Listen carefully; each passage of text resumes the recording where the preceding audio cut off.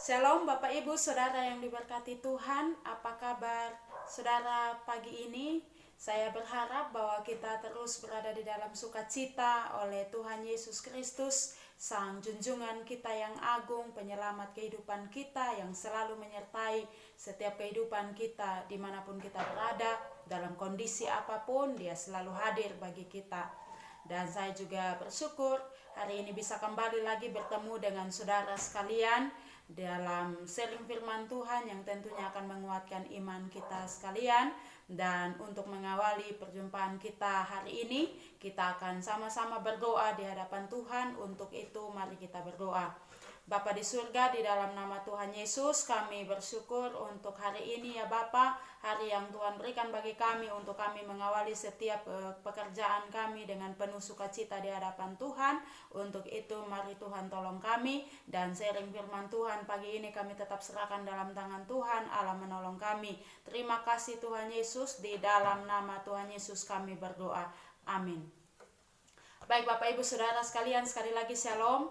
Pagi ini kita akan belajar bagaimana menjaga kepercayaan yang Tuhan berikan dalam kehidupan kita. Dan pembacaan firman Tuhan saya ambil dari 1 Samuel pasal yang kedua ayat 11 hingga ayat ke-26.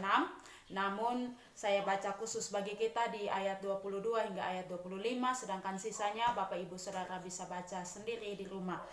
1 Samuel pasal 2 ayat 11 hingga ayat 26, mulai dari ayat 22, kejahatan anak-anak Eli. Eli telah sangat tua apabila didengarnya segala sesuatu yang dilakukan anak-anaknya terhadap semua orang Israel, dan bahwa mereka itu tidur dengan perempuan-perempuan yang melayani di depan pintu kemah pertemuan. Berkatalah ia kepada mereka, "Mengapa kamu melakukan hal yang begitu sehingga kudengar dari segenap bangsa ini tentang perbuatanmu yang jahat itu? Jangan begitu anak-anakku. Bukan kabar baik yang kudengar itu bahwa kamu menyebabkan umat Tuhan melakukan pelanggaran. Jika seorang berdosa terhadap seorang yang lain, maka Allah yang akan mengadili. Tetapi jika seorang berdosa terhadap Tuhan, siapakah yang menjadi perantara baginya? Tetapi tidaklah didengarkan mereka perkataan ayahnya itu, sebab Tuhan hendak mematikan mereka. Tetapi Samuel yang muda itu semakin besar dan semakin disukai, baik di hadapan Tuhan maupun di hadapan manusia." Baik, demikian firman Tuhan. Bapak Ibu Saudara yang berkati Tuhan, kita melihat latar belakang dari kehidupan keluarga imam ini, yaitu Imam Eli bersama dengan kedua anaknya Hofni dan Pinehas, bahwa Imam Eli ini mereka melayani Tuhan di Silo. Dan Imam Eli ini adalah seorang yang membesarkan Samuel. Dan Bapak Ibu Saudara yang kasih oleh Tuhan, ada beberapa kegagalan-kegagalan yang mereka lakukan dalam hal menjaga kepercayaan daripada Tuhan. Dan sehingga pagi ini saya rindu untuk kita semua belajar bagaimana kita belajar dari peristiwa, kejadian, bahkan kisah dari Imam Eli bersama kedua anaknya Hofni dan Pinehas, untuk kita menjaga kepercayaan yang sudah Tuhan berikan di dalam kehidupan kita, baik itu dalam lingkungan pekerjaan maupun di dalam pelayanan, bahkan di rumah tangga kita masing-masing. Bapak Ibu Saudara yang dikasihi Tuhan, kedua anak Imam Eli ini adalah kedua anak yang jahat. Bahkan dikatakan firman Tuhan pada ayat yang ke-12 bahwa mereka adalah orang-orang yang dursila. Mereka adalah anak-anak imam, orang yang seharusnya menjadi contoh dan teladan dalam hal menjaga nama baik, bahkan menjaga wibawa mereka, menjaga nama Tuhan, supaya nama Tuhan jangan dihujat orang. Tapi yang ada adalah mereka melakukan perbuatan-perbuatan dursila, sehingga nama Tuhan bukan dimuliakan lewat mereka, namun nama Tuhan dipermalukan oleh perbuatan-perbuatan mereka. Nah Bapak Ibu Saudara yang dikasih oleh Tuhan, Hofni dan Pinehas ini ada memiliki banyak sifat buruk. Mereka melakukan perbuatan dursila, mereka tidak mengindahkan Tuhan, mereka itu rakus saudara, mereka adalah orang-orang yang serakah. Kalau kita lihat di dalam pembacaan ini dari ayat 11 hingga ayat yang ke-17, saudara, bahwa mereka ini tipe-tipe orang rakus, saudara, orang rakus yang saat bangsa itu mempersembahkan persembahan bagi Tuhan, belum sementara dimasak, mereka sudah bawa garpu gigi 3, saudara, dan suruh bujangnya atau pembantunya datang untuk, asistennya datang untuk cedok, untuk ambil untuk bagian mereka. Padahal ini menyalahi aturan, saudara. Persembahan itu harus dipersembahkan kepada Tuhan dulu, baru sisanya boleh mereka makan sesuka hati mereka. Tapi apa yang terjadi? Karena rakus, karena serakah, mereka memakai jabatan keimanan mereka untuk mempergemuk diri, untuk kenyamanan mereka sendiri, dan mereka memang orang-orang yang tipe sudah serakah, lagi rakus, lagi egois, lagi bahkan mereka sering sekali memaksakan nafsu mereka kepada orang lain, kehendak mereka kepada orang lain supaya orang lain ikut, saudara. Mereka suka akan kekerasan dan paksaan. Kita lihat kalau di ayat yang ke 16 di situ dia katakan, bujang ini katakan, kalau tidak kasih maka saya akan ambilnya dengan paksa. Saya akan paksa untuk ambil dan dengan kekerasan. Nah, orang kalau sudah egois, sudah serakah, sudah rakus, sudah pasti suka paksa kehendak orang, dan pasti juga akan kalau memang dalam kondisi-kondisi tertentu dia bisa mencelakakan orang lain, akan membuat kasar kepada orang lain. Dan itu pun demikian terjadi bagi kedua anak Imam Eli, bahwa mereka ini orang-orang yang memang betul-betul tamak, rakus, dan suka akan kekerasan. Mereka juga memandang rendah korban sajian untuk Tuhan, bahwa korban sajian untuk Tuhan itu dipersembahkan untuk Tuhan, berarti Tuhan yang harus menikmati yang terbaik dari apa yang sudah dipersembahkan oleh manusia. Tapi yang mereka lakukan adalah mereka mempersembahkan sisa-sisa dari apa yang sudah mereka nikmati kepada Tuhan. Padahal mereka adalah seorang imam, saudara, orang yang tahu persis, tahu betul akan peraturan-peraturan dalam mempersembahkan korban sajian bagi Allah.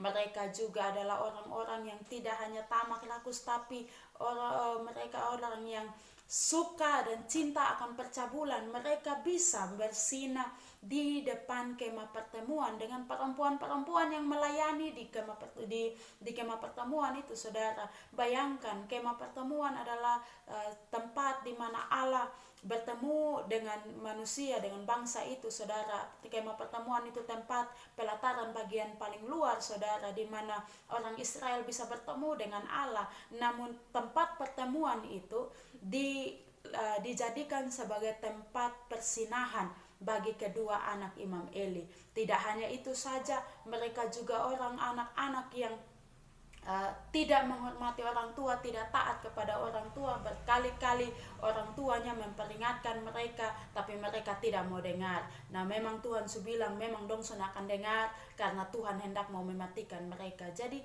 berbagai macam dosa mereka ini merupakan dosa yang sangat-sangat keji di hadapan Tuhan. Mereka tidak menghormati Tuhan, mereka tidak menghargai Tuhan, mereka tidak memuliakan Tuhan, namun sebaliknya mereka melupakan tanggung jawab dan juga kepercayaan yang sudah Tuhan kasih. Mereka tahu bahwa jabatan imam itu adalah jabatan yang kudus. Tidak semua orang mendapat jabatan itu, hanya dari keturunan keturunan Lewi, dan mereka ini masuk di dalam keturunan Harun, saudara. Artinya mereka tahu betul bagaimana cara yang baik dan benar dalam melayani Allah. Namun yang mereka lakukan sangat jauh berbeda dengan yang seharusnya terjadi. Dan dari sini, saudara, kita bisa melihat bahwa setinggi apapun jabatan yang kita miliki, setinggi apapun kepercayaan yang sudah kita miliki, yang kita raih, jika kita tidak mampu menjaga kepercayaan itu, maka kita akan hancur. Demikian pula yang terjadi di dalam kehidupan Hofni dan Pinehas, bahwa di akhir kehidupan mereka, karena mereka tidak bisa menjaga kepercayaan yang Tuhan sudah kasih, dan mereka mati. Bahkan Imam Eli pun mati. Satu hal lagi yang perlu kita ketahui, bahwa Imam Eli pun adalah seorang yang menjadi pelayan di depan di mata Tuhan, namun ia sendiri tidak bisa untuk menghargai Tuhan. Dia lebih menghormati anak-anaknya daripada menghormati Tuhan. Ini terbukti saudara di pasal yang kedua ayat 29, bahwa Tuhan marah kepadanya, bahkan aku akan menghapuskan keturunannya dari tengah-tengah bangsa Israel, dan yang Tuhan biarkan hidup pasti mereka akan menjadi pengemis atau tukang minta-minta. Nah Bapak Ibu Saudara yang dikasih, kenapa sampai demikian Imam Eli dikatakan Tuhan gagal? Karena saat Tuhan, dia melayani Tuhan, dia melihat anak-anaknya berbuat kejahatan yang begitu rupa, yang begitu keji di mata Tuhan, ia tidak berani menegur mereka. Dia tahu kalau anak-anaknya berbuat salah, dia tahu bahwa anak-anaknya berdosa, tapi dia tidak berani menegur mereka. Dia biarkan mereka terus melakukan kejahatan di hadapan Tuhan, menginjak-injak jabatan kudus yang sudah Tuhan kasih. Demikian juga saudara, bahwa mereka juga lebih suka untuk menggemukkan diri. Kita tahu kalau di dalam akhir kisah dari Imam Eli, dia mati karena serangan jantung dengan tubuhnya yang gemuk itu saudara. Bayangkan, di dalam melayani Tuhan, dia bukan sibuk untuk bagaimana bangsa ini lebih kenal Tuhan, bagaimana bangsa ini setia kepada Tuhan, tapi dia dan anak-anaknya sibuk menggemukkan diri, sehingga Tuhan sangat murka. Dia sudah jaga, lebih sayang anak-anaknya, menghormati, taat kepada anak-anaknya dibandingkan menghormati Tuhan, menjaga nama baik daripada Tuhan, menjaga bagaimana nama Tuhan itu tidak dipermalukan di tengah-tengah bangsa Israel. Nah, dia juga adalah tipe orang yang saat ini saudara, dikatakan firman Tuhan kalau kita baca lanjut di pasal yang ke-3 ayat yang ke-13, bahwa dia tahu kalau anak-anaknya salah, tapi dia tidak pernah mengajar mereka, tidak pernah mendidik mereka. Nah, Bapak Ibu Saudara yang dikasih oleh Tuhan, jabatan sebagai imam ini adalah jabatan yang sangat penting. Tidak semua orang dapat memangku jabatan ini. Hanya orang-orang pilihan seperti saya katakan dari keturunan Lewi, dan mereka ini berasal dari keturunan Harun saudara, maka mereka adalah orang-orang yang memang pantas. Secara garis keturunan mereka pantas, namun dari segi karakter mereka gagal total. Maka apa itu imam saudara? Apa itu imam? Imam adalah seorang wakil dari manusia dalam urusan-urusan mengenai Allah. Jadi urusan-urusan mengenai Allah seperti mempersembahkan korban sajian, korban penebus salah, korban penghapus dosa, dan seterusnya saudara. Itu semua merupakan tugas imam, dan imam wajib untuk menjadi perantara antara manusia dengan Allah. Kita tahu sekarang di dalam masa anugerah ini kita tidak perlu perantara lagi seperti zamannya dulu, karena Kristus telah menjadi satu-satunya imam agung bagi kehidupan kita. Kita tidak perlu orang lain lagi untuk menjadi perantara, karena Yesus sudah menjadi Tuhan dan Juru Selamat. Kita bisa untuk bertemu dengan Dia secara langsung lewat doa dan ibadah pembacaan firman Tuhan setiap hari. Bapak Ibu Saudara yang dikasih oleh Tuhan, kita kembali bahwa pada zaman sebelum Yesus ada, mereka setiap kali ingin mau mengaku dosa ataupun mau mempersembahkan korban sajian bagi Tuhan, mereka harus datang di hadapan imam untuk mempersembahkan korban. Tapi yang dilakukan Hofni dan Pinehas bukan mempersembahkan korban, tapi makan korban sajian. Ini justru merupakan satu dosa. Orang tugasnya untuk mempersembahkan korban, tapi dia punya adalah memakan korban. Ini adalah memang betul-betul orang yang rakus dan tamak. Jadi Bapak Ibu Saudara yang diberkati Tuhan, kalau kita sudah dapat jabatan, kita sudah dapat kepercayaan yang istimewa dari Tuhan, entah itu di dalam pekerjaan, kita mungkin jadi asisten apalah, kita jadi sekretaris kah, atau mungkin kita jadi kepala kantor, kita jadi ketua yayasan, kita jadi kepala sekolah, kita jadi apa di dalam dunia pekerjaan. kita harus ingat bahwa apa yang sudah Tuhan kasih itu merupakan sebuah kepercayaan. Jadi kita bertugas untuk melakukan yang terbaik, tapi jangan pernah untuk menyombongkan diri, bahkan lupa diri. Karena banyak orang kalau sudah dikasih kepercayaan yang besar, kadang-kadang dia lupa diri dan menganggap bahwa orang lain tidak ada guna, sehingga sifat rakus, tamak, sombong, egois seperti anak-anak Imam Eli ini bisa diaplikasikan di dalam kehidupan. Kita yang melayani Tuhan pun lebih lagi harus melakukan yang terbaik, menjaga kepercayaan itu, entah kita majelis gereja atau guru sekolah minggu, atau kita ini adalah pelayan-pelayan di gereja, ketua majelis atau ketua persekutuan doa atau ketua pemuda dan lain sebagainya, UPP dan sebagainya. Apapun tugas kepercayaan pelayanan yang sudah Tuhan kasih, mari kita jaga baik-baik. Kita tahu bahwa seorang imam yang baik itu adalah mempersembahkan korban yang terbaik, bukan merampas, bukan menikmati, bukannya rakus terhadap korban yang seharusnya itu menjadi hak Allah. Bapak Ibu Saudara yang dikasih oleh Tuhan, kita lanjut lagi bahwa pada zaman dahulu sebelum masa Eksodus atau keluarnya bangsa Israel dari tanah Mesir menuju tanah Kanaan, Saudara, di situ ada beberapa orang yang bertindak sebagai imam. Istilah imam ini baru muncul saat perjalanan bangsa Israel masuk ke tanah Kanaan, Saudara. Tapi sebelum itu terjadi, Saudara, maka ketugas imam ini dijalankan oleh kepala-kepala keluarga. Saya ambil contoh, Saudara, dalam Kejadian pasal 8 ayat 20, setelah Tuhan menyelamatkan Nuh bersama dengan keluarganya dari air bah itu, Saudara, Nuh mendirikan mezbah bagi Tuhan dan mempersembahkan korban bagi Tuhan. Kita tahu tadi saya sudah jelaskan bahwa salah satu tugas daripada imam adalah mempersembahkan korban bagi Allah. Dan sebelum masa kejadian keluaran itu, Saudara, Nuh sudah bertugas sebagai imam. Ia adalah kepala keluarga. Ia tahu bahwa tanggung jawabnya adalah untuk membawa keluarganya dekat kepada Tuhan, dan cara untuk menunjukkan kepada istri, anak-anak, bahkan anak-anak mantunya tentang bagaimana cara mempersembahkan yang terbaik bagi Tuhan. Ia mendirikan mezbah dan mempersembahkan korban bagi Tuhan.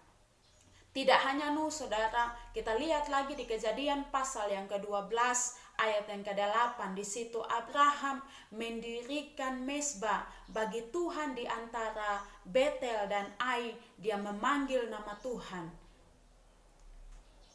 Ada juga kisah lain, Saudara, tokoh lain yang melakukan hal yang sama, yaitu dalam Kejadian pasal 35 ayat yang ke-7, ketika Yakub dia mendirikan mezbah dan menamai mezbah itu El Betel, karena dia mengingat bahwa bagaimana perbuatan Tuhan yang besar menyelamatkan dia dari tangan Esau, saudara kembarnya, Saudara. Nah, Bapak Ibu Saudara yang dikasih oleh Tuhan, saat masa kejadian bangsa Israel keluar dari tanah Mesir dan berjalan masuk di dalam ke tanah Kanaan, Saudara, di situ selain kepala keluarga, anak-anak muda dalam hal ini anak sulung, anak-anak muda dalam hal ini anak-anak sulung laki-laki diberi hak oleh Tuhan untuk mempersembahkan korban bagi Allah. Kalau kita lihat dalam Keluaran pasal 24 ayat 5, di situ anak-anak muda dalam hal ini anak-anak sulung diberikan hak untuk mempersembahkan korban bagi Tuhan. Berarti kita lihat di sini bahwa pada zaman sesudah bangsa Israel keluar dari Mesir, jabatan imam dipangku oleh memang betul-betul orang yang dipilih langsung dari keturunan Lewi, dari keturunan Harun, untuk khusus melayani di depan di dalam bait Allah. Tapi sebelum itu terjadi, kepala keluarga dan anak sulung punya hak. Minta maaf saudara, sebelum itu terjadi, kepala keluarga punya hak untuk memangku jabatan imam ini. Dan setelah peristiwa keluarnya bangsa Israel itu, anak sulung pun diberikan kesempatan untuk melayani Tuhan, mempersembahkan korban bagi Tuhan. Berarti saudara, dari sini kita bisa tahu bahwa yang berhak untuk memangku jabatan keimaman, imamat di dalam kehidupan kita setiap hari.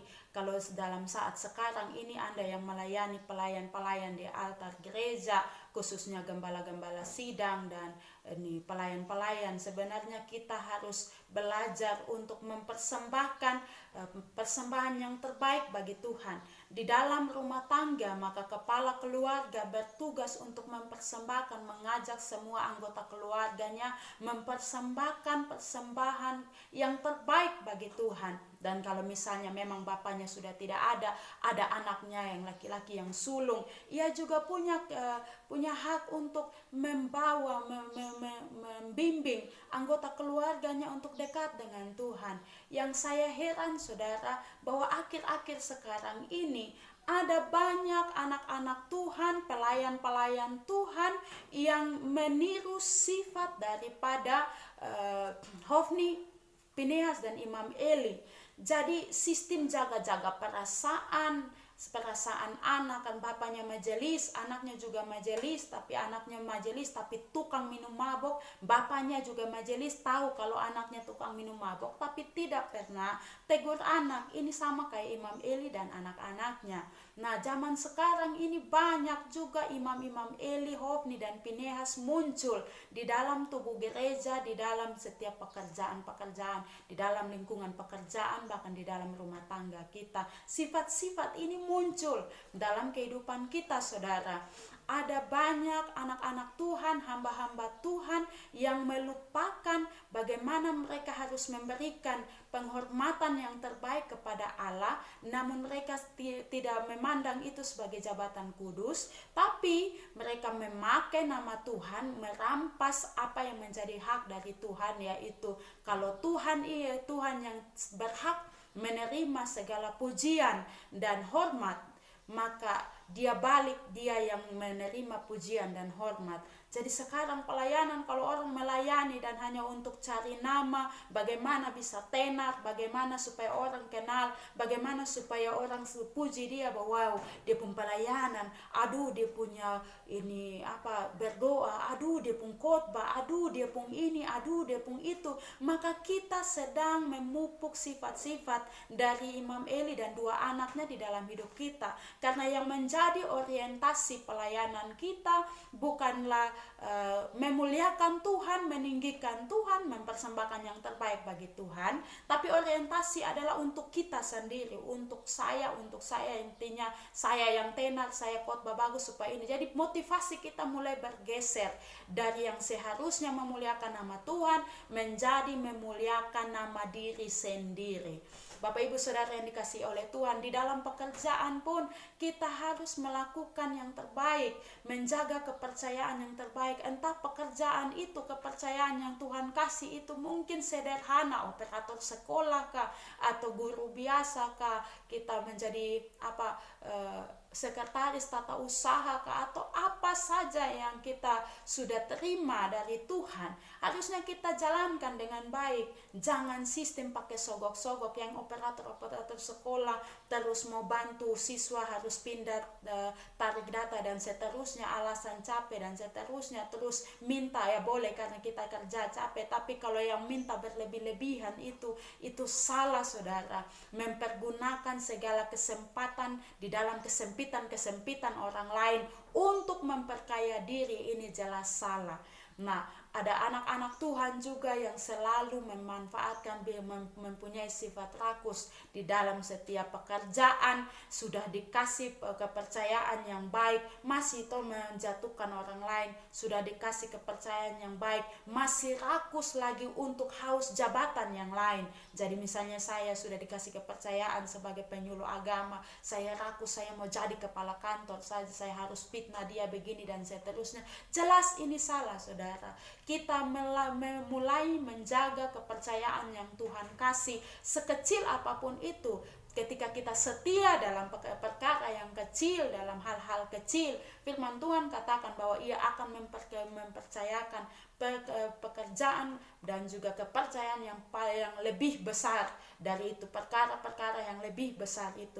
Jangan pernah takut ketika kita tidak mendapat kesempatan, saudara, karena setiap hari, setiap saat Tuhan memberikan kita kesempatan.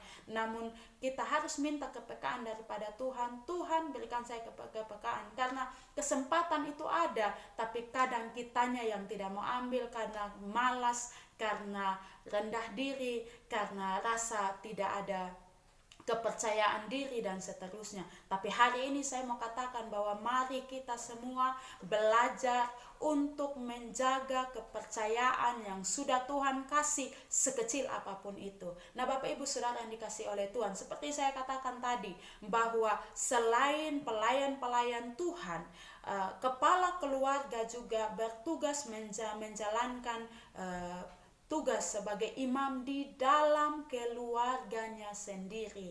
Jadi kepala keluarga itu merupakan imam di dalam keluarganya sendiri. Ia berfungsi untuk membawa segenap keluarga yang ada di dalam rumah itu untuk dekat dengan Tuhan, mempersembahkan korban puji-pujian kepada Tuhan. Makanya kalau ada kepala keluarga yang saat ini malas berdoa, tidak pernah pergi gereja, maka saudara tidak bisa menjaga kepercayaan yang Tuhan kasih. Kepercayaan Tuhan kasih sebagai kepala keluarga itu adalah kepercayaan yang luar biasa istimewa. Jadi kita yang Tuhan sudah kasih status sebagai kepala keluarga, dalam hal ini suami-suami, dengar baik-baik bahwa Anda adalah imam di dalam rumah yang wajib membimbing istri dan anak-anak beserta semua yang ada di dalam rumah itu untuk dekat dengan Tuhan, menikmati hadirat Tuhan di dalam rumahmu. Sehingga kepala keluarga yang baik adalah kepala keluarga yang jadi contoh. Kepala keluarga itu berdoa dulu, baru bisa bimbing anak-anak dan istri masuk di dalam hadirat Tuhan. Ini kenyataan yang sekarang berbeda dan berbanding terbalik, saudara. Kepala keluarga sekarang kebanyakan kita lihat ada di pinggir jalan atau di pos kamling atau di tempat-tempat ini bar, di tempat kafe dan seterusnya. Di situ bikin apa? Minum mabok, karaoke dan seterusnya. Tidak pernah memusingkan urusan-urusan tentang iman, bagaimana istri dan anak-anaknya lebih dekat dengan Tuhan. Makanya ada kepala-kepala keluarga, suami-suami yang sibuknya karaoke terus, yang sibuknya hanya minum mabok terus. Jangan heran istrinya juga tiap hari numpang di rumah tetangga, pagi-pagi tidak urus makan minum, tidak urus anak, tidak urus piring periuk yang ada di rumah. Pagi-pagi dia mulai keliling di tanta ini, tanta itu dan seterusnya. Buat apa menggosip? Mungkin karena Anda sebagai suami tidak pernah ajar istri, karena Anda sendiri tiap hari hanya minum mabuk dan karaoke dan jalan sana jalan sini seperti anak bujang yang tidak ada tanggung jawab.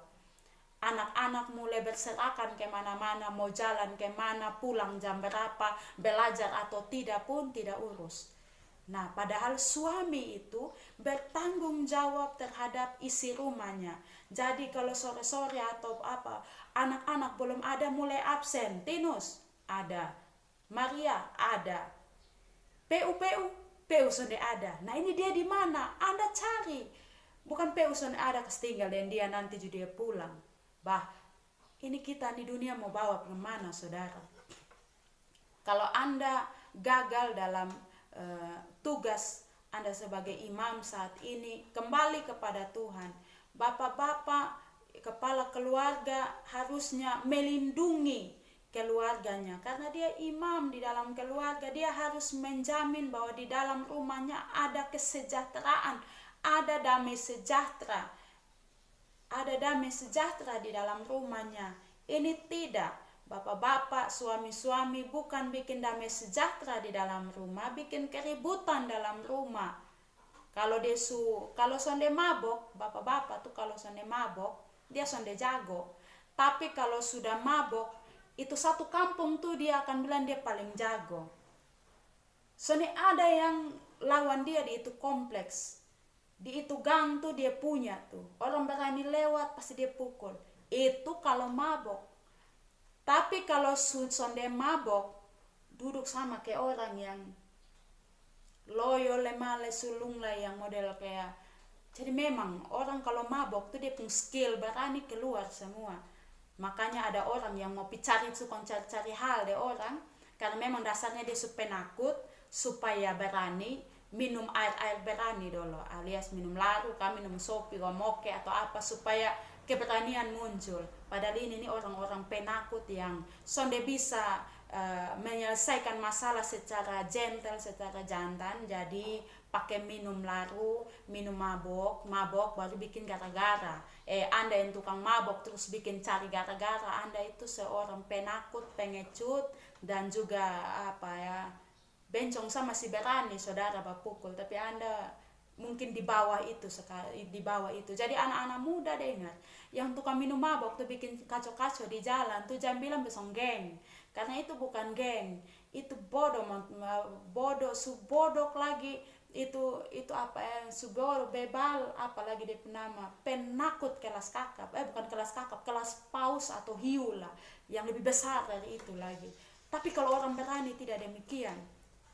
Nah, Bapak Ibu Saudara yang dikasihi Tuhan, suami itu menjamin kesejahteraan, damai sejahtera di dalam rumah tangga. Jadi kalau ada suami yang tukang pukul istri, tampeleng istri, sedikit, kenapa ini kopi pahit, langsung dipukul, pak, dan seterusnya. Ini salah. Kita tidak bisa menjaga kepercayaan yang Tuhan kasih. Menjadi suami itu kepercayaan, menjadi imam dalam rumah tangga itu kepercayaan, sehingga bawa selalu damai sejahtera di dalam rumah.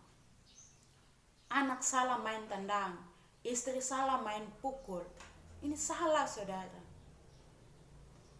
Nah, seorang suami itu sebagai kepala keluarga, sebagai imam di dalam keluarga juga, dia harus menjamin kesejahteraan di dalam keluarga. Istri dan anak-anaknya mau makan apa, mau jadi apa, anak-anak mau sekolah di mana, bapak, suami harus pikirkan itu. Jadi sampai sekarang kalau ada suami yang pemalas kerja, hanya mau tidur di rumah, main game kah, atau duduk main kartu, main catur dengan tetangga, tidak mau kerja, cari uang, cari makan untuk menghidupi, menafkahi istri dan anak-anak, mulai saat ini berubah sudah. Karena kita punya tugas sebagai kepala keluarga, sebagai suami, menjamin kesejahteraan. Selain dia menjamin supaya istri dan anak-anaknya tetap tinggal di dalam Tuhan, dia harus menjamin kesejahteraan di dalam rumah. Dulu masih pacaran, istri sone minta apa-apa juga dia beli. Istri belum minta bilang, ayang beta ingin nih baju baru. Sonde minta pun baju baru datang. Tapi sudah nikah, jangankan baju baru, air minum saja mungkin tidak pernah dia kasih, layani istri, mama ini air nih minum dan seterusnya. Ini bapak-bapak yang memang betul-betul tidak bisa jadi berkat, nanti depung nasib model sama ke Imam Eli dengan depo anak dua. Jadi mulai sekarang belajar, karena menjadi kepala keluarga itu tidak gampang, menjadi kepala keluarga itu tanggung jawab yang besar. Nah, istri-istri, anak-anak dengar baik-baik, kepala keluarga adalah suami, bukan istri. Berarti tidak ada dengan alasan apapun istri mau untuk jadi kepala bagi suami. Ada istri-istri yang kepala batu, yang memang kalau dari segi skill omong memang dia istrinya lebih pintar omong daripada suami, karena suami tipe diam-diam sonde bisa omong, istrinya lebih lancar, lebih fasih berbicara. Terus di dalam setiap perkara istrinya selalu bilang Papa diam-diam biar mama yang omong. Tidak bisa saudara, apalagi kalau di depan umum, entah di tengah keluarga kah, di tengah-tengah kawan, terus kita sebagai istri kita perintah kita pu suami, ini tolong ambil kasih beta ini air. Ini salah saudara, kita harus beretika bahwa sekalipun gaji saudara lebih besar dari suami ataupun penghasilan, karir saudara, pelayanan saudara lebih besar, lebih wow dari suami pun, sebagai istri kita wajib tunduk kepada suami sebagai kepala, sebagai imam di dalam rumah tangga. Jadi ada istri-istri yang mungkin Anda kena pukul karena melawan, lebih baik sekarang bertobat, jangan pergi curhat di tetangga, bilang nih hari Om Tinus pukul beta son salah tapi dia pukul. Coba cek baik-baik, jangan sampai pagi-pagi saudara tidak bikin kopi kasih dia, tapi pagi-pagi sudah diberondong rumah. Nah ini yang salah saudara. Jadi mulai sekarang belajarlah untuk menjaga kepercayaan yang Tuhan kasih. Seorang istri yang baik itu wajib tunduk dan menghormati suami, bukan perintah-perintah suami. Dulu masih pacaran panggilnya sayang, sayang di mana, pas mau telepon sayang, sayang di mana, jemput beta do. Setelah nikah dia panggilan berubah, woi PU di mana, datang sekarang sudah. Betunggu lu dari tadi, lu di mana? Lu lagi. Dulu kata Luson pernah keluar, kata PU hampir-hampir tidak keluar, tapi sudah nikah itu lu dan PU kasonde pakai kalimat-kalimat yang di kebun-kebun binatang, yang seharusnya itu nama-nama ada di kebun binatang sana kita bawa masuk di dalam rumah. Jadi makanya jangan heran karena ketong kebiasaan omong-omong kebun binatang di dalam rumah, ketong kebiasaan panggil bilang kode atau minta maaf ini anjing dan seterusnya. Makanya jangan heran kalau di dalam rumah kita ada kode-kode dan anjing-anjing di dalam rumah. Artinya tiap hari ini hanya main bakisu, bagaru, pukul sana, pukul sini, bertengkar, tidak ada habis-habis. Karena kita sebagai kepala keluarga tidak menghadirkan damai sejahtera, tapi menghadirkan kebun binatang yang seharusnya babi itu ada di kandang di luar sana, kita pikul bawa masuk di dalam rumah. Jadi kita sering omong anak bilang, bodok, minta maaf saudara, bodok kayak babi. Jangan heran kalau memang dia punya model kayak babi, makan tidur bangun, makan tidur bangun. Itu model kayak dan kalau kita sering bilang minta maaf anjing dan seterusnya, jangan heran kalau tiap hari dia hanya main urus gigit kita terus, main bagonggong setiap hari dalam rumah, main bagaru setiap hari dalam rumah, karena kita biasakan itu di dalam rumah tangga kita saudara. Makanya dengar baik-baik, istri-istri yang tukang maki suami, maki anak-anak, maki tetangga, maki kawan, omong-omong, panggil-panggil, bukan panggil kawan pun nama, panggil kawan punya barang-barang yang tidak perlu harus disebutkan saudara. Ini bertobat saudara, ini salah. Kita harus bisa jaga kepercayaan yang Tuhan kasih. Jadi seorang istri itu kepercayaan. Ada sampai sekarang orang yang jadi perawan tua, dari dulu cita-cita mau nikah sampai umur 50-60 sonde tahu dapat jodoh saudara. Tapi kalau saudara yang sudah menikah dan berstatus istri, seharusnya bangga bahwa biar begini-begini saya seorang istri punya dipercayakan Tuhan untuk urus suami dan urus anak-anak. Maka jaga itu kata-kata supaya jangan hadirkan kasih pindah itu kebun binatang di dalam rumah masing-masing. Panggil anak ya panggil dia pun nama, Jordan, panggil Timothy, George, begitu, panggil dia pun nama, bukan panggil ganti ini Jordan dengan ada yang bergerak-bergerak di kandang sana saudara, tidak bisa. Makanya kalau saudara omong bilang misalnya saudara omong anak saudara bilang kode satu nih, dia tiap hari dia pun model kayak kode, hanya jalan, ada pohon di mana dia tak gantung di situ, ada orang ugal di mana dia ada di situ, karena memang saudara tiap hari omong anak bilang kode. Jadi memang dia otak ke kode terus saudara. Jadi hari ini apa yang kita ucapkan itu harus kita jaga. Apalagi kita seorang istri, kita seorang mama bagi anak-anak, mulai menjaga kata-kata kita. Jangan kasih pindah kebun-kebun binatang itu, binatang-binatang yang ada di kebun, yang ada di hutan sana, saudara kasih pindah di dalam rumah. Sedangkan seorang istri wajib untuk menghormati dan juga menjaga kenyamanan di dalam rumah saudara.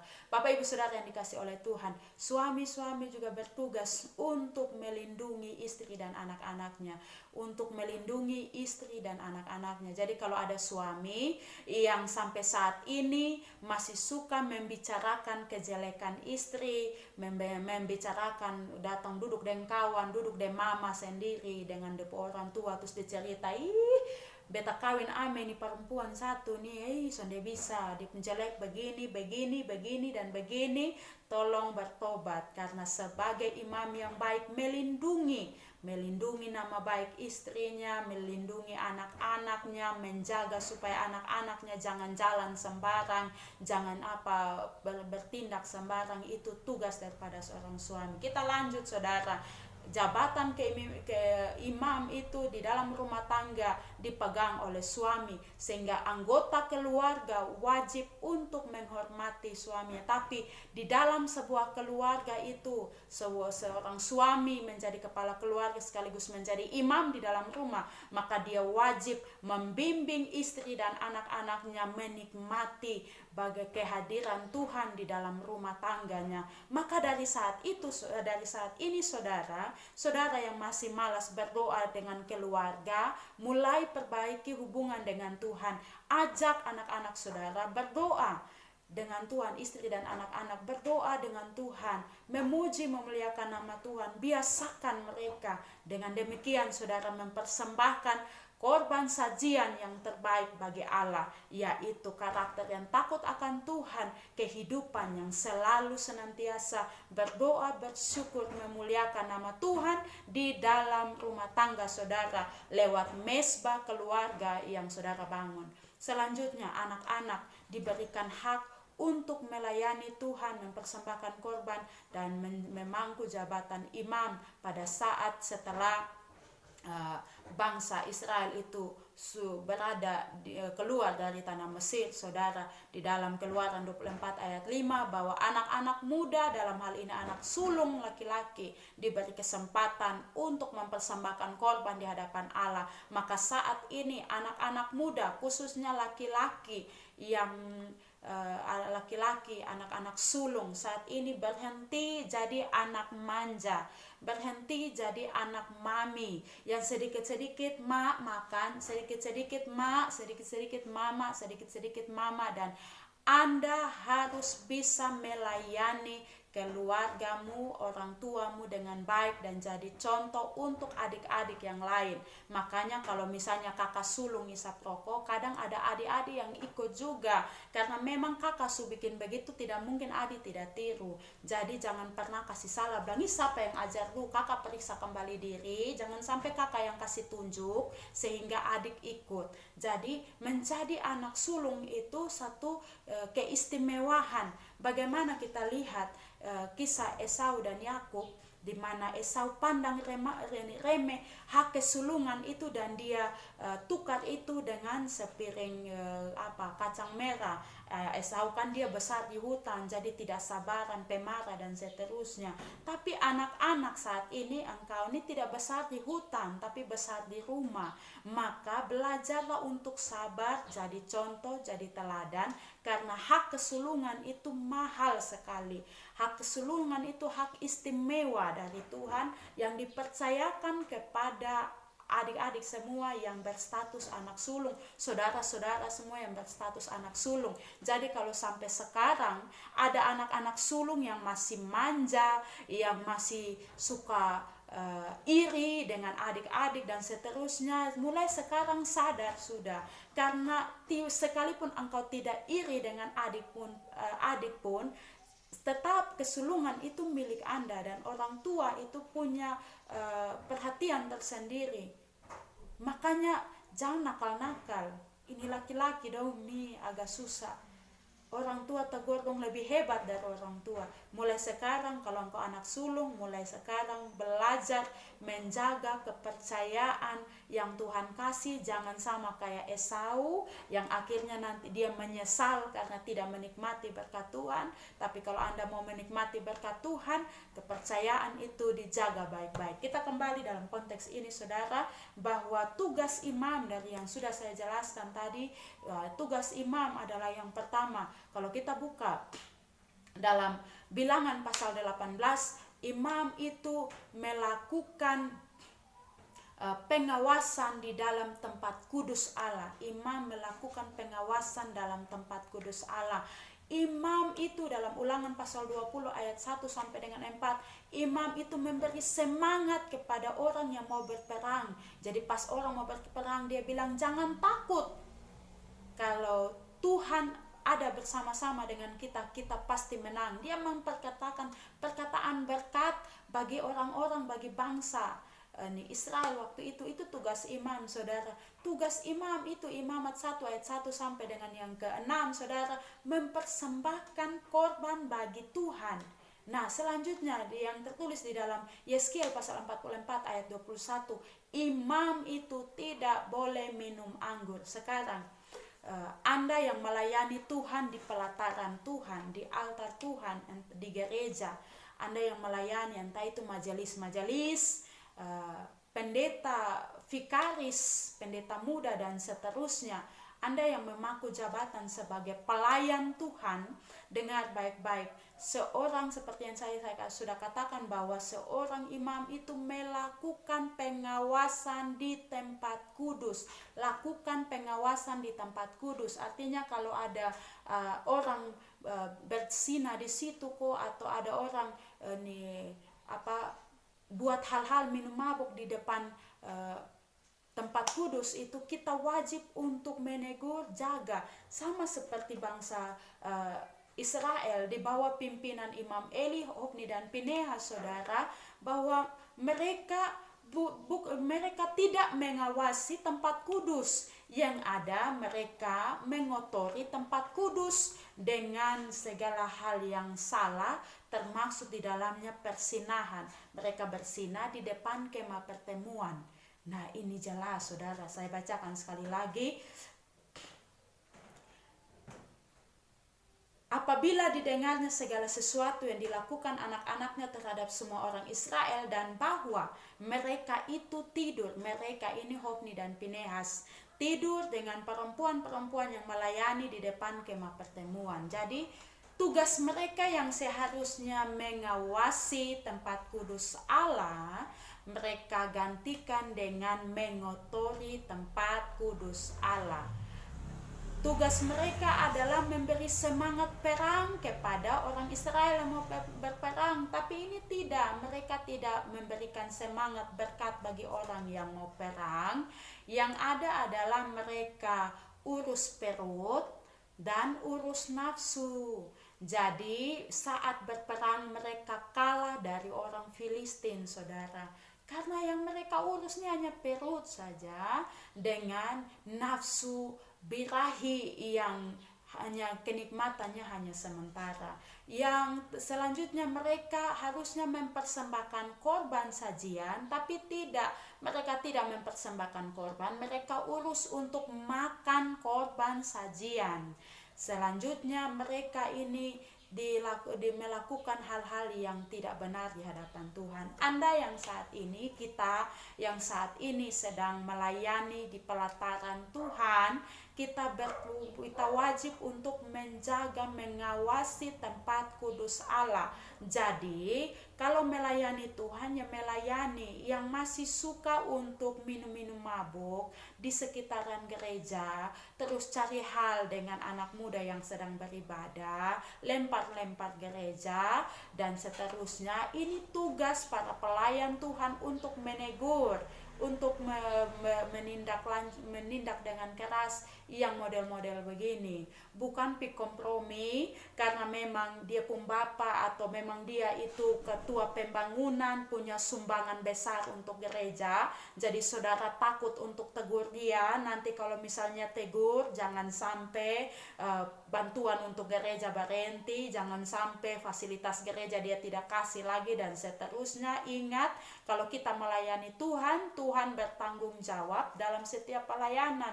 Jangan takut tegur dosa, karena Tuhan yang adalah Allah itu dia akan bertanggung jawab akan pelayanannya. Dia akan menyertai saudara. Kalau kita melakukan hal yang baik, Tuhan pasti akan membuka jalan. Jadi kalau misalnya saudara tegur, ada jemaat-jemaat yang kepala batu hanya tagal dia sumbang paling besar untuk pembangunan gereja, terus saudara sebagai imam di dalam gereja itu tidak berani tegur dia karena masalah perasaan atau takut uang persembahan kurang atau takut dana pembangunan kurang.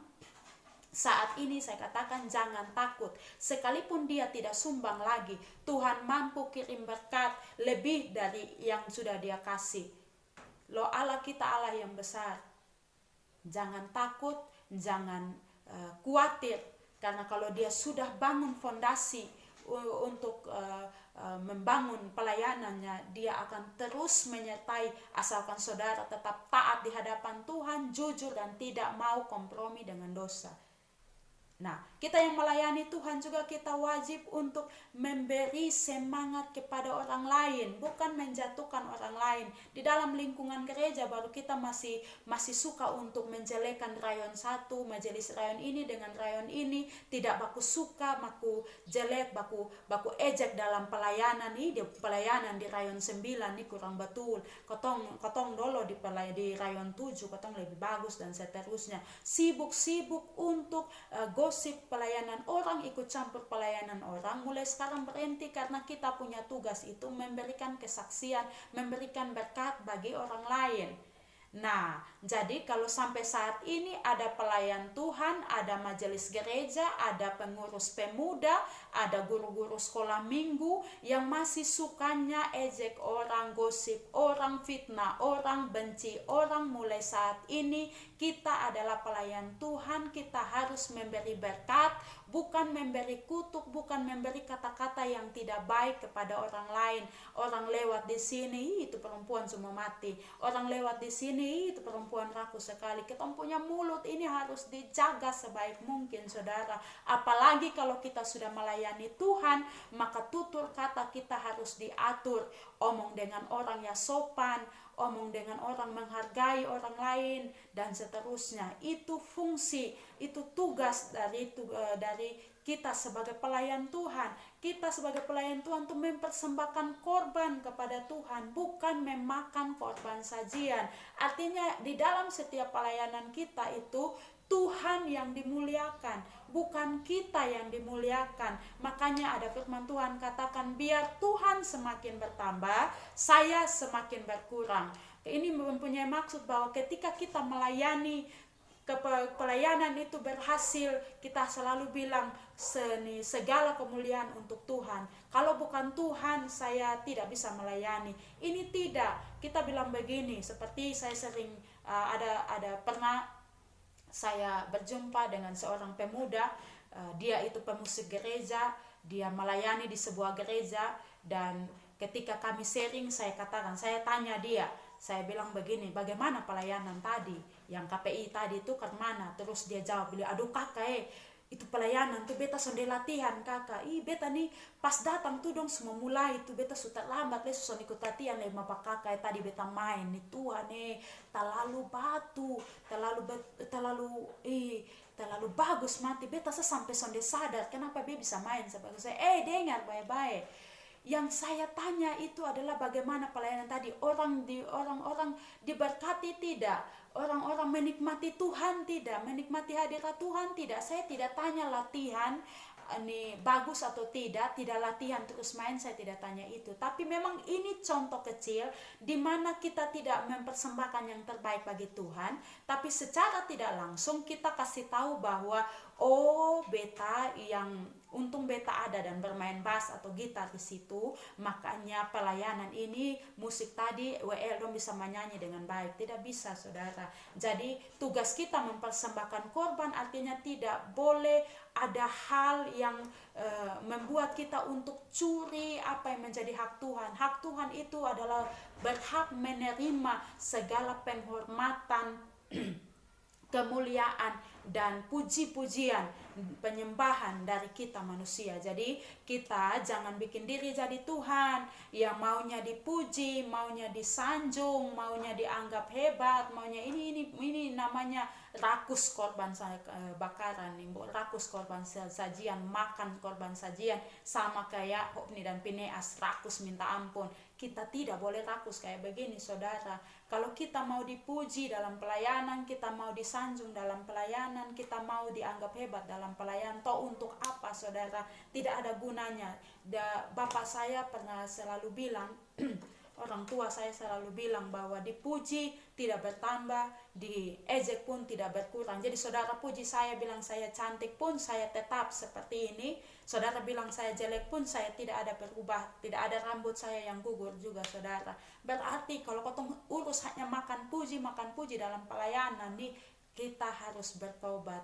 Tidak ada gunanya makan puji, saudara. Mau cari penghormatan dari manusia, bagi orang lain saya ini baik, tapi belum tentu bagi komunitas lain saya baik. Sehingga setiap orang punya penilaian sendiri. Kalau kita cari penilaian baik, kita cari penghormatan di depan manusia, di mata manusia, kita cari pujian di mata manusia, kita kecewa, saudara.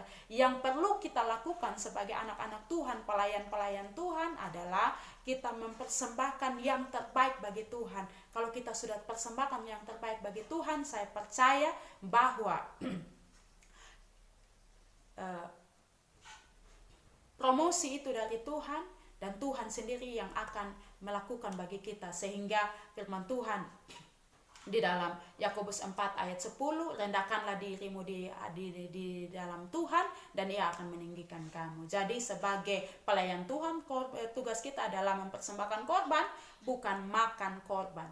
Nah, selanjutnya kita anak-anak Tuhan, pelayan-pelayan Tuhan, dalam Yeskiel pasal yang ke-44 ayat 21, bahwa dia tidak boleh minum anggur. Artinya ya, kalau perjamuan kudus di gereja itu kita minum anggur, tapi kan sedikit begini, sebagai tanda kita dipersatukan oleh tubuh dan darah Kristus. Tapi kalau yang minum anggur alias moke dengan sopi rendam dorang itu sampai mabok-mabok baru pergi khotbah di jemaat, ini salah.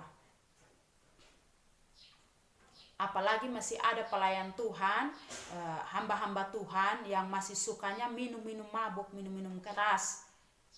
Bilang biasa, soalnya apa-apa bagaimana, saudara? Karena firman Tuhan sendiri bilang seorang pelayan bukanlah seorang peminum. Peminum ini artinya apa? Dari pagi sampai malam kembali pagi, tiada hari tanpa minum laru, tanpa minum sopi. Sekalipun majelis saat ini majelis-majelis yang butuh Tuhan turun tangan langsung. Anda minum-minum di situ setiap hari, saya takut tiba-tiba Anda langsung serangan jantung, stroke, dan innalillahi, saudara, pulang kembali sudah ke rumah Bapak sana. Entah rumah Bapak atau neraka, saya tidak tahu. Tapi kalau misalnya saudara masih begini-begini terus dan masih main-main dan Tuhan begini, neraka tunggu, saudara. Baik-baik saudara yang dikasih oleh Tuhan, Hofni dan Pinehas punya sifat yang serakah di hadapan Tuhan. Mereka ini egois, ingin menang sendiri. Mereka ini suka pemalas, minta ampun, pemalas. Iya, ada anak-anak Tuhan yang pemalas ini nih, model sama kayak Hofni dan Pinehas. Mereka ini suka menjatuhkan orang lain, rakus, serakah, dan seterusnya. Mereka ini sangat rakus, saudara. Mereka juga punya sifat buruk yang kedua, yaitu najis. Mereka najis. Dikatakan firman Tuhan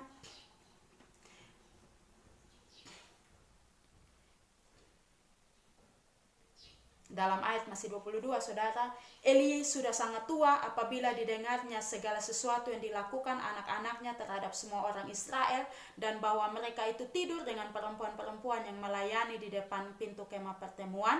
Berkatalah ia kepada mereka, mengapa kamu melakukan hal-hal yang begitu, sehingga ku dengar dari segenap bangsa ini tentang perbuatanmu yang jahat itu. Nah, Bapak Ibu Saudara yang kasih Tuhan, mereka Hofni dan Fineas ini juga adalah anak pelayan imam yang najis dan jahat. Najis dalam hal apa, saudara? Najis dalam hal persinahan. jahat dalam hal melawan orang tua di ayat yang ke-25.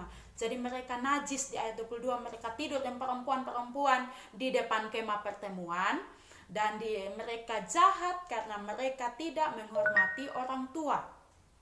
Nah, Bapak Ibu Saudara yang dikasihi oleh Tuhan,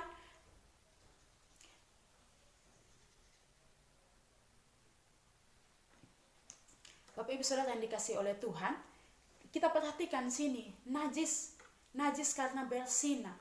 Mereka tidak tahu malu. Seperti saya katakan tadi, tugas mereka adalah untuk mengawasi tempat kudus Tuhan ini, tidak mereka sendiri menajiskan tempat kudus Tuhan di depan kemah pertemuan ini, saudara.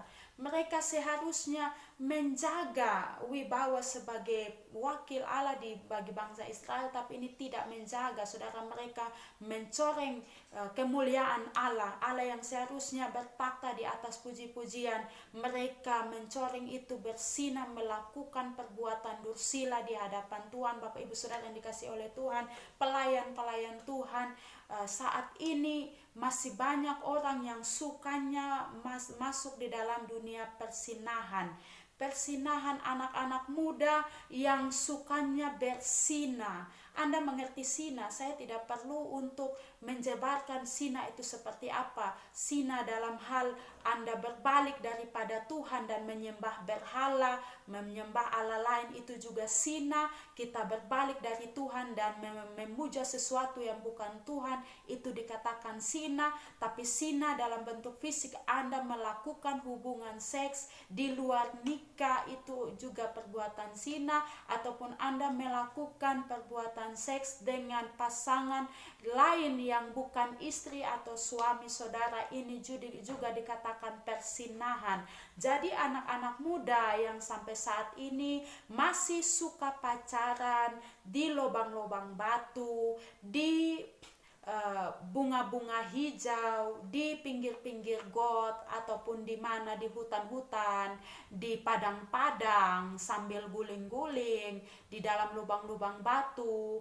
Anda ini bukan kepiting yang sukanya masuk di lubang batu, bukan juga keong yang masuk di dalam, sembunyi di dalam lubang batu. Jadi kalau keong itu memang sudah ada otak, karena dia otak tertutup dengan kerang yang keras, sehingga kalau dia takut orang, dia masuk sembunyi di dalam dia pun kerang. Tapi Anda ini anak-anak muda adalah manusia, bukan keong. Manusia bukan kepiting. Jadi kalau pacaran jangan cari di lubang batu.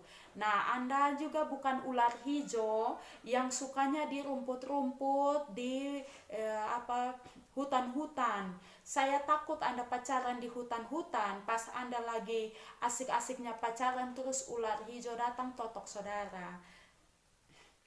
Tapi kalau yang sampai saat ini masih kepala batu, suka cari pacarannya di hutan-hutan, sambil melakukan hubungan seks di hutan, di pinggir-pinggir batu, di lubang batu, dan seterusnya, Anda hati-hati, jangan sampai Anda menyesal. Dan Tuhan sendiri katakan bahwa pesina, pecabul, orang pemburit itu tidak akan masuk mendapat bagian dalam kerajaan Allah. Jadi mulai sekarang berhenti pacaran di lubang batu kayak kepiting. Kalau sampai sekarang masih pacaran di lubang batu, berarti Anda tidak ada otak. Otak Anda itu seperti otak keong yang sukanya hanya main sembunyi di dalam karang saja, atau yang suka tipu-tipu orang tua, terus pacaran, izin bilang mau kerja tugas, tapi ini dia kerja tugas khusus dan tugas berat di hutan. Hati-hati, Anda bukan ini ular beludak, bukan ular hijau. Dari hati-hati, suka pacaran begitu, tiba-tiba dapat pagut dari ular terus mati, Anda tidak akan mendapat bagian dalam kerajaan Allah. Anak-anak muda saat ini berhenti melakukan hubungan seks sebelum nikah. Pacaran 1-2 hari, raba sini raba sana, bikin diri seperti barang rongsokan, saudara. Sedangkan firman Tuhan katakan 1 Korintus 6 ayat 18-20 bahwa tubuh kita adalah bait Allah. tubuh kita bait Allah, Tuhan bayar lunas, tidak pakai angsuran. Jadi kalau kita mahal dan Tuhan bayar lunas, anak-anak muda jangan bikin diri murahan. Pacaran 1-2 hari, raba sana raba sini, saudara, ini hal yang salah. Kita menghina, tidak bisa menjaga tubuh kita sebagai bait Tuhan. Tuhan kasih kepercayaan kita punya badan yang bagus, muka yang cantik, yang ganteng, tinggi proporsional, saudara, dan semuanya bagus. Itu kepercayaan dari Tuhan. Jaga baik-baik, saudara. Jadi Anda yang cantik-cantik sekarang tapi yang masih suka untuk pacaran, raba sana raba sini, Anda murahan. Anak-anak nona yang suka pacaran terus raba-raba, dia kasih dia punyong raba dia sembarang-sembarang, itu murahan. Lebih baik hitam, lebih baik orang bilang ih jadul mati dan seterusnya. Yang penting mandi adik, yang penting bersih, itu cukup. Karena jodoh itu kita pilih, tapi kita berdoa Tuhan kasih jodoh yang terbaik. Sampai bilang Tuhan sudah siap yang terbaik, kita berdoa dulu baru ambil keputusan, Tuhan akan kasih yang terbaik.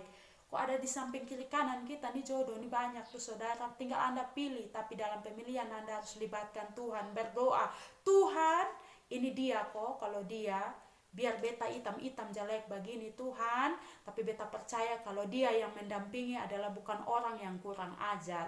Jadi yang bilang cinta, tapi cinta raba sana raba sini, itu bukan cinta, itu lelehanak, itu apa ya? Itu ulat gatal. Yang suka pacaran raba sana raba sini itu ulat gatal. Jadi berhenti jadi ulat gatal, mulai sekarang belajarlah untuk menjaga tubuh sebagai sesuatu yang dipercayakan Tuhan. Tubuh kita ini indah, mahal sekali.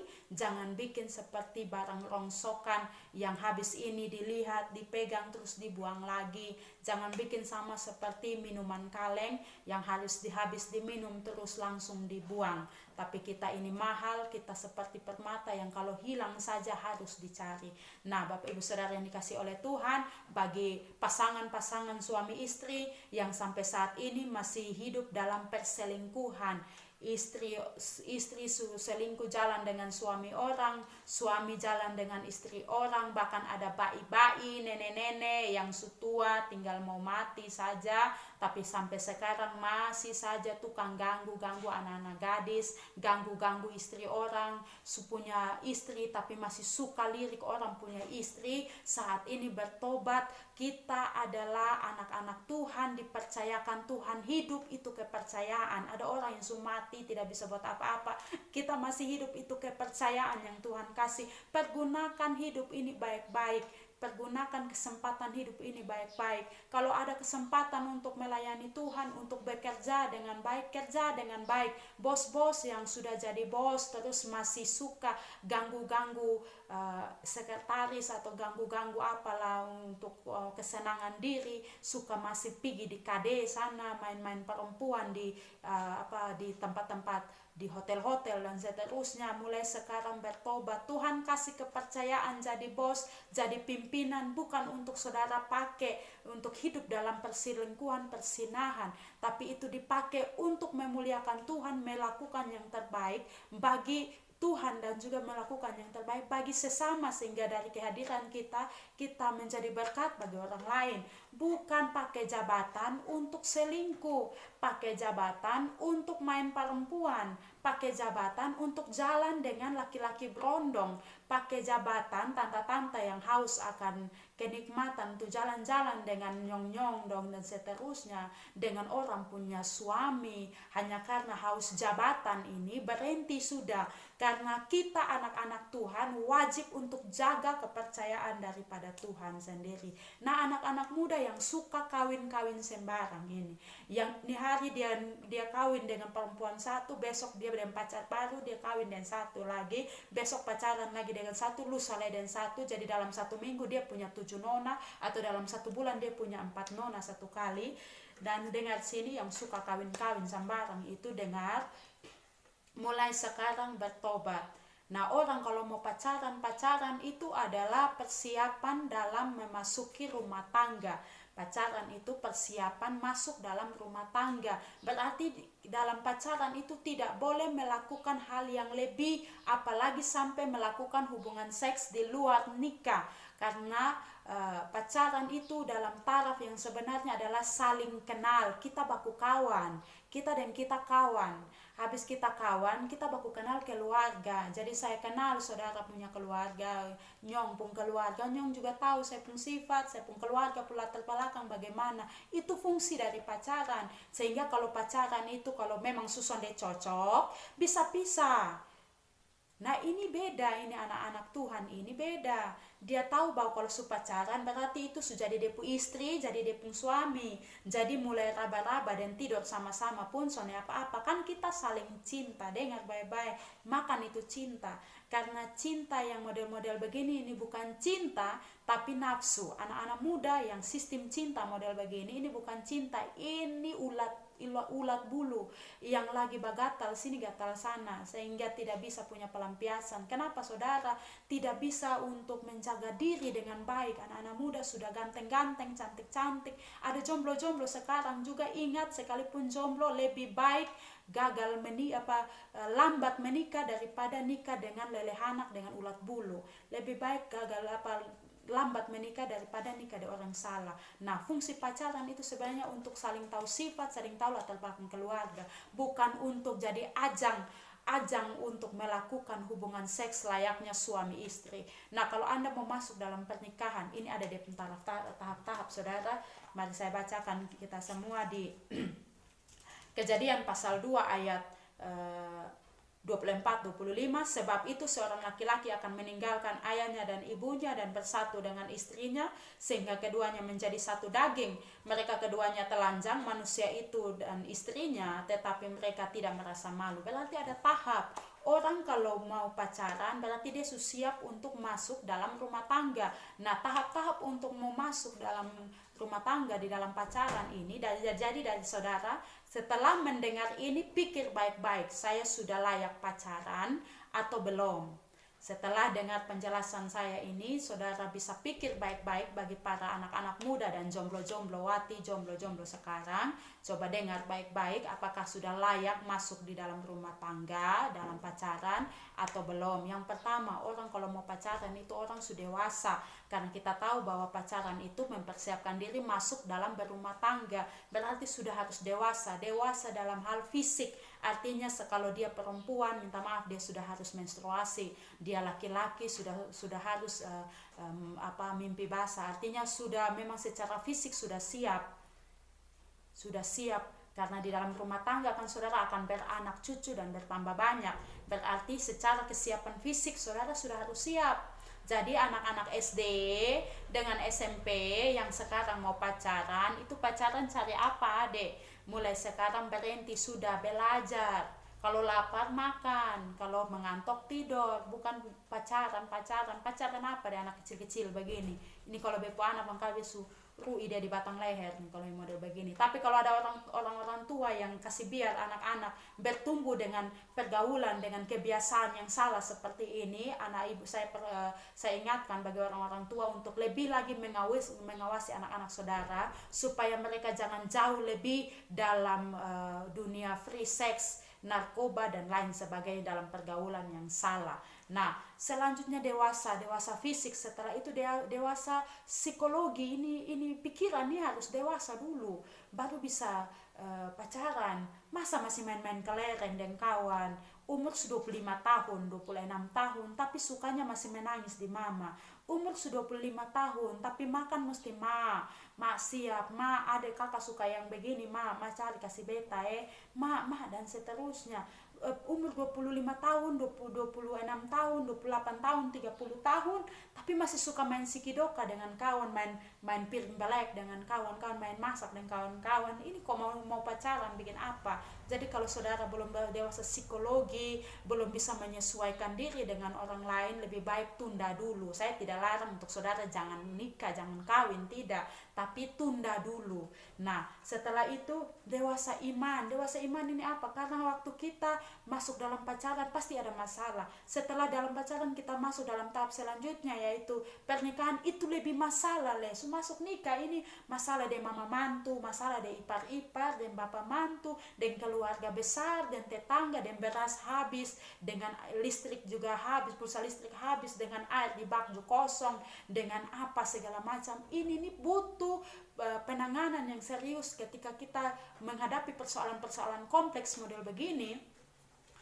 Kita butuh dewasa iman supaya kita bisa menyelesaikan dengan baik, saudara. Makanya orang yang tidak dewasa iman terus paksa untuk nikah, paksa untuk kawin sebelum nikah ini, makanya ada rumah-rumah tangga yang sukanya kasih umbar-umbar dia pun masalah rumah tangga, dia pun kurang-kurang di tetangga, bahkan di media sosial. Jadi bakalai dengan suami, postingnya di Facebook, beta sonbe, laki-laki model begini tahu bejang kawin baik, baru posting di Facebook. Terus mungkin ada masalah dengan mama mantu, mulai sudah omong mama mantu pun nama di Facebook, lain perempuan tua, lebe urus dia, le coba cepat mati baik, tapi tulisnya di Facebook dan seterusnya. Atau masalah di ipar-ipar, pikir be suka dia, nah untuk bekawin dia pun kakak kalau sonde dan seterusnya. Atau ada ipar-ipar yang masalah dan kita posting suka sonde, kita sudah tidak bisa batasi diri lah. Makanya di sini karena persoalan kompleks ini sehingga kita wajib untuk dewasa iman. Jadi para anak-anak muda dengan jomblo-jomblo yang saat ini kalau memang belum bisa dewasa iman, mulai sekarang tunda dulu, pergi ke mentor pemudamu atau di gembalamu, bapak, kakak, beta ada rencana mau pacaran nih, tapi beta pun sifat masih tukang banyaknya de mama, beta masih suka bamanja de bapak, beta belum bisa segala sesuatu, beta masih tukang emosi, masih suka tersinggung, beta masih pemalas berdoa nih, kira-kira kakak jalan keluar karena mana, kakak berdoa dulu kok karena mana kak. Jadi minta mentor Anda, mentor di pemuda kak, dalam gembala pelayan-pelayan saudara, kasih pembinaan lah saudara, sehingga saudara bisa tahu, bisa siap mental, bisa siap hati ketika saya ambil keputusan untuk mau pacaran, saya siap dengan berbagai macam persoalan yang kompleks ini.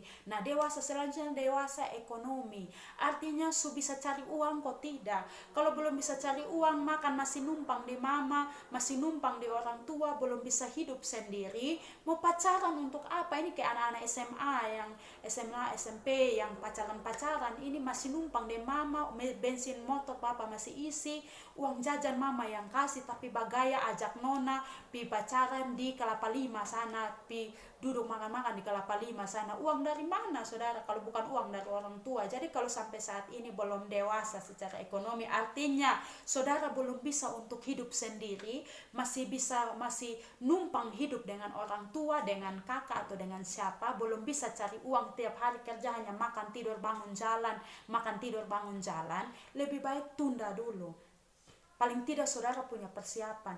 Orang mau nikah, pas keluarga datang bilang beta mau nikah, keluarga kan tanya bilang, lu persiapan berapa, ada berapa juta? Justru saudara bilang beta uang 5.000 sah. 5.000 saudara kan mana? Tidak bisa saudara. Dengan 5.000 mau kasih makan orang po anak kan mana? Orang po anak kawin dengan kita saudara. Dia paling tidak kalau di depan rumah sana makan ikan, ada saudara bisa kasih makan dia ikan juga, minimal ikan dan seterusnya. Dan itu saudara butuh untuk dewasa ekonomi. Jadi punya kerja lah, paling tidak bisa hidup lah. Jadi kalau masih SMP, SMA, kok pacaran begini nih, orang tua mesti perhatikan toki dia anak kepala berhenti pacaran. Nah, setelah dewasa apa lagi? Di situ dikatakan manusia itu bersatu dengan istrinya, bersatu dalam hal adat, secara adat. Artinya orang datang Minang dulu, perempuan-perempuan yang saat ini belum apa-apa supi masuk pisahkan diri di laki-laki, lari laki-laki per rumah. Enak dengar baik-baik, kita manusia tahu adat, berarti belajarlah untuk bersahaja, adat. Tunggu laki-laki datang cari kita, bukan kita cari laki-laki. Itu sama seperti pengandaiannya kuda harus cari rumput, bukan rumput cari kuda. Kalau seandainya laki-laki itu kuda, perempuan itu rumput, maka perempuan diam-diam situ biar laki-laki yang cari. Ini terbalik, yang ada rumput cari kuda. Jadi ada perempuan-perempuan, anak-anak muda, anak-anak gadis yang karena orang tua sudah setuju lari masuk sedikit laki-laki, terakhir melambung begini. Jadi kehidupan masuk dalam rumah tangga tidak suci lagi, tidak ada penghormatan kepada rumah tangga itu terhadap saudara sendiri sebagai wanita. Karena apa? Ketong sudah melecehkan ketong pun diri sendiri, belum apa-apa sulari masuk melakukan hubungan seks di luar nikah. Itu membuat kita kurangnya penghargaan terhadap pribadi kita sebagai wanita, dan tidak ada penghargaan di dalam rumah tangga kita masing-masing. Nah, Bapak Ibu Saudara yang kasih oleh Tuhan, anak-anak muda yang dengar siaran saya pagi hari ini, bahwa dewasa ini iman sudah ada, kedewasaan itu sudah harus dapat di dalam masa untuk pacaran. Setelah itu harus ada bersatu, tahap seterusnya bersatu di dalam hal pemerintah sah secara adat lewat peminangan itu. Setelah itu sah secara gereja, pemberkatan nikah kudus sampai pendeta tumpang tangan. Kalian bukan lagi dua melainkan satu. Apa yang sudah dipersatukan Tuhan tidak boleh diceraikan manusia. Nah, ini yang namanya disahkan secara gereja. Jadi sah dulu di hadapan Tuhan. Sudah sah secara adat, sah di hadapan Tuhan dulu dan jemaat. Setelah itu sah di hadapan pemerintah lewat BS itu, saudara, pencatatan sipil itu, supaya kalau ada bantuan raskin, ada beasiswa KIP untuk anak-anak, beasiswa PIP untuk anak-anak saudara, atau KIS, dan apalagi PKH dan seterusnya, program PKH dan seterusnya, saudara bisa dapat karena saudara sudah sah menjadi anggota, menjadi satu keluarga baru yang terdaftar di negara Republik Indonesia. Jadi itu mesti sah. Jadi segala sesuatu itu ada di pun tahap. Jangan main asal tabrak saja. Setelah itu, setelah sudah dewasa, bersatu, sah secara adat, secara gereja dan pemerintah, baru boleh telanjang. Kedua, orang itu, laki-laki dan istrinya telanjang tapi tidak menjadi malu, dan Tuhan katakan kita bisa jalankan kita pun tugas beranak cucu bertambah banyak, penuhi bumi. Itu baru bisa dilakukan. Ini tidak. Sekarang anak-anak muda sekarang tidak melakukan hal seperti ini, tapi mereka balik, telanjang dulu baru bersatu, baru dewasa. Ini terbalik. Jadi berhubungan seks dulu, hamil dulu, beranak, melahirkan dulu, baru mulai diberkati ikut nikah masal, ikut program nikah masal, nikah masal. Setelah nikah masal dulu baru biar mau pukul, mau hantam, apa dewasa tuh nanti sesuai apa nanti baru seiring berjalannya waktu kita bisa dewasa. Ini terbalik. Makanya tiap hari hanya urus bahantam, bapukul terus, rumah tangga menjadi kacau nih karena dimulai dengan hal yang salah. Jadi persinahan ini merupakan dosa. Orang yang mau menjaga kepercayaan daripada Tuhan harus menjauhkan diri dari yang namanya persinahan. Anda yang bekerja di instansi pemerintah atau di swasta atau di mana saja pekerjaan itu, hargai pekerjaan itu, jaga kepercayaan lewat pekerjaan itu dengan baik. Jangan di dalam setiap pekerjaan juga masih ambil kesempatan dalam kesempitan untuk melakukan persinahan, entah bos dengan anak buah dengan bos dan seterusnya. Kita lakukan itu, kita harus berhenti mulai dari sekarang. Dosa persinahan itu dilakukan di dalam tubuh. Kalau orang pencuri, orang membunuh, orang lakukan di luar tubuh, tapi khusus persinahan itu dilakukan di dalam tubuh. Tubuh kita melengket di dalam tubuh kita, saudara, sehingga itu sulit dilepas. Jadi kalau kita bangun dengan hal yang salah, kalau pacaran saja sudah berzina, itu akan terbawa terus sampai dalam rumah tangga, bahkan akhir hidup kita ketika kita tidak hidup sungguh-sungguh dengan Tuhan. Bapak Ibu Saudara yang dikasih oleh Tuhan, selain mereka salah karena mereka ini berzina, mereka itu jahat karena melawan orang tua. Orang tua Imam Eli ini omong-omong dengan mereka tidak dengar, mereka melawan, dan akhirnya di akhir hidup mereka mati. Jadi memang firman Tuhan di dalam Keluaran pasal 20 ayat 12 mengatakan, hormatilah ayahmu dan ibumu supaya lanjut umurmu di tanah yang dijanjikan Tuhan kepadamu. Berarti kalau hormat orang tua, umur panjang, tidak hormat orang tua, umur pendek. Nah, Bapak Ibu Saudara yang diberkati Tuhan, mulai sekarang kita belajar untuk menghormati orang tua. Hofni dan Pinehas tidak hormati orang tua, mereka mati, bahkan istri anak mereka pun mati, yang hidup cuma Ikabod saja, tapi dikatakan bahwa dia keturunannya akan menjadi peminta-minta, pengemis-pengemis. Orang yang tidak menghormati orang tua, tidak sayang depa orang tua, masih pukul-pukul depa orang tua, melawan, bahkan maki orang tua, panggil orang tua bukan panggil dan panggilan sopan, tapi dia panggil weh atau lu, mari sini dan seterusnya. Ini dengar baik-baik, kalau Anda tidak bertobat, Anda pasti akan melakukan rumah tangga Anda tidak akan diberkati, anak-anak cucu Anda tidak akan diberkati. Nah, Bapak Ibu Saudara yang dikasihi oleh Tuhan, apalagi yang harus kita lakukan dalam kehidupan ini, saudara, selain memberikan yang terbaik bagi kemuliaan Tuhan. Eli juga salah karena dia salah didik anak-anaknya, dia memanjakan anak-anaknya, sehingga kita pun sebagai orang tua memang sayang anak itu penting dan sayang anak itu wajib, tapi bukan berarti kita manja anak-anak kita. Nah, Bapak Ibu Saudara yang dikasihi oleh Tuhan, mulai sekarang menjadi orang tua itu kepercayaan, menjadi seorang istri itu kepercayaan, menjadi suami kepala keluarga, imam dalam rumah tangga itu kepercayaan, menjadi anak sulung adalah kepercayaan dari Tuhan. Dan dalam setiap pekerjaan apapun, entah itu atasan, bos, ataupun kepala sekolah, atau apa sajalah, ketua pemuda, itu semua adalah kepercayaan dari Tuhan, sehingga kita wajib untuk menjaga kepercayaan itu, saudara. Nah, bagaimana cara kita untuk menjaga kepercayaan dari Tuhan? Yang pertama adalah takut akan Tuhan. Takut akan Tuhan akan membuat kita semakin bergantung kepada Tuhan, sehingga kita mampu untuk mengambil keputusan-keputusan bijak dalam setiap kehidupan kita, baik dalam rumah tangga, di dalam pekerjaan kita, bahkan di dalam pelayanan kita. Kita berlandaskan dengan takut akan Tuhan, dan apapun yang kita lakukan semuanya untuk Tuhan. Itu yang pertama, untuk menjaga kepercayaan. Yang kedua, untuk menjaga kepercayaan yang diberikan kepada kita, kita harus berintegritas. Dalam hal ini kita bertanggung jawab, kita dapat dipercaya, kita jujur, dan kita bisa mempunyai komitmen yang baik untuk melayani, memberikan yang terbaik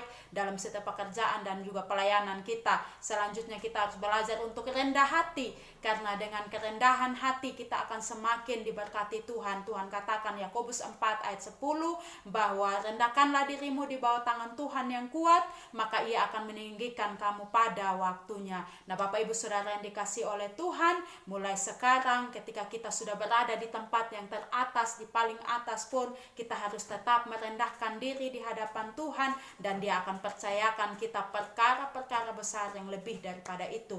Bapak Ibu Saudara yang kasih Tuhan, selanjutnya yang terakhir adalah belajar untuk bersyukur dan bersukacita dalam setiap kepercayaan yang Tuhan kasih, entah di dalam pekerjaan, di dalam pelayanan, di dalam rumah tangga kita terus bersyukur dan bersukacita. Sekecil apapun kepercayaan yang diberikan, kita jalani itu dengan sukacita, tanpa bersungut-sungut, tanpa berbantah-bantahan, tidak ada omelan, dan kita percaya bahwa Tuhan akan bekerja. Kita mengalir bersama Tuhan, Ia akan pelan-pelan, dan dengan waktu yang mungkin kita tidak sadari, Dia akan terus menyertai. Dan mungkin saja hari ini kita mendapat kepercayaan kecil, besok-besok kita sudah mendapat kepercayaan yang lebih besar ketika kita mampu untuk bersyukur dan bersukacita. Bapak Ibu Saudara yang dikasihi oleh Tuhan, menjaga kepercayaan dari Tuhan itu sangat penting, sehingga sekecil apapun tugas kita hari ini, belajarlah untuk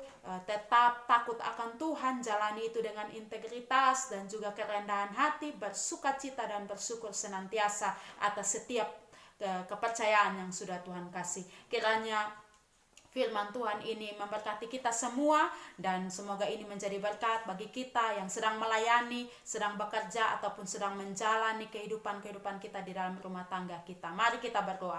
Bapa di surga, di dalam nama Tuhan Yesus, kami bersyukur untuk sharing firman Tuhan kami hari ini. Kami belajar untuk menjaga kepercayaan di hadapan Tuhan. Biar Tuhan sendiri menolong kami, ajar kami untuk takut Tuhan, ajar kami untuk berintegritas, ajar kami rendah hati, bersyukur dan dan bersuka cita atas setiap kepercayaan yang Tuhan kasih. Mari tolong kami semua Tuhan, dan kami percaya bersama Tuhan kami akan melakukan pekerjaan-pekerjaan besar. Terima kasih Tuhan, di dalam nama Tuhan Yesus kami berdoa, amin.